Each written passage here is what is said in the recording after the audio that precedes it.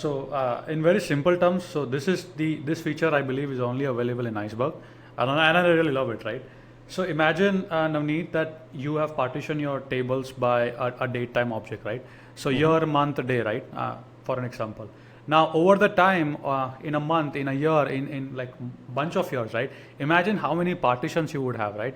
If you were to query, right? Hey, give me the data for let's say 2025 or 2024, right? Imagine how many partition you would have to scan, right? It would slow down your queries, right? So what partition evolution allows you to do is it allows you to alter your partition, right?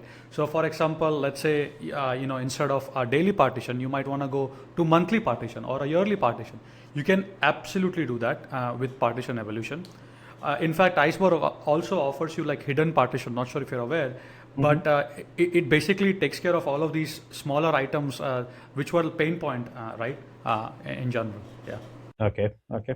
Yeah, this is because eventually why it is helpful to me, at least how I understood this part, and help me and correct me if I'm wrong. Over the period of time, your data access pattern change, Yeah, that's right? a good way to yes say that's right. Yeah, that's the word that you're looking for. Data access pattern might change, and hence you might want to alter the way you store your data in your object store, right? Exactly, exactly. That's right. So Yeah. let's say you have you building an application where you used to go and query a daily for your customer. Now your customer base has increased Oh, subsequently. yeah. And now instead of going and doing a daily, you started doing those customer, you start bringing those customer in hourly and end up putting those data into an hourly basis.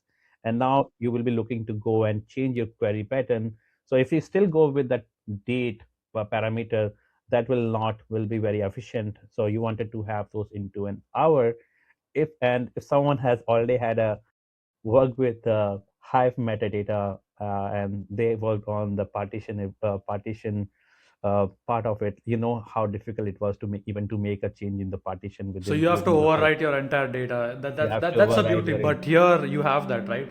And the exactly, beauty also you have hidden partitions, right? So if you're querying a month or a year or an hour, Iceberg has this concept of hidden partition. It can prune and prune files and filter files much more efficiently, right? exactly, exactly. Yeah, and let me put this into perspective of the Gen AI, because that's where we are looking to talk these days. Everything around the Gen AI, which is nice in a way. For the Gen AI, if the if you're building an agent, and which agent is looking to go and access the data, and if agent has a different access pattern for you to go and analyze the data, having that partition or hidden partitions or partition evolution within that within the lake house will be super helpful for you to go Yeah. and get those data in very fast manner. Yep. So I think we are there yet. I know you have worked a lot on this part, integrating so many Yeah. query engine to an Iceberg. Explain me what is this, how this work, and why it is important. Yeah, so as a user, right, one engine might not fit all the use case, right? As an example, right? For example, there might be analytical use case or there might be real time use case also, right? That might require a different ways in which you want to query the data, right? So that's where the interoperability part comes in. So for example, as you have it on your diagram, right? You write your data once in your lakehouse, and that can be queried across variety of ecosystem. Trino, Athena, AWS Glue, Spark, Redshift, Snowflake, and of course bunch of other engine, right?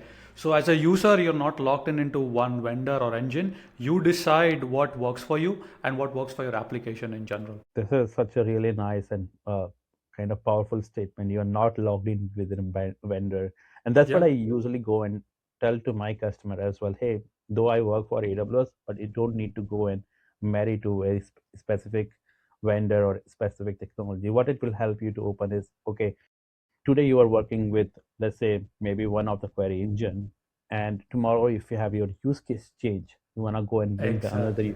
another query engine into mix.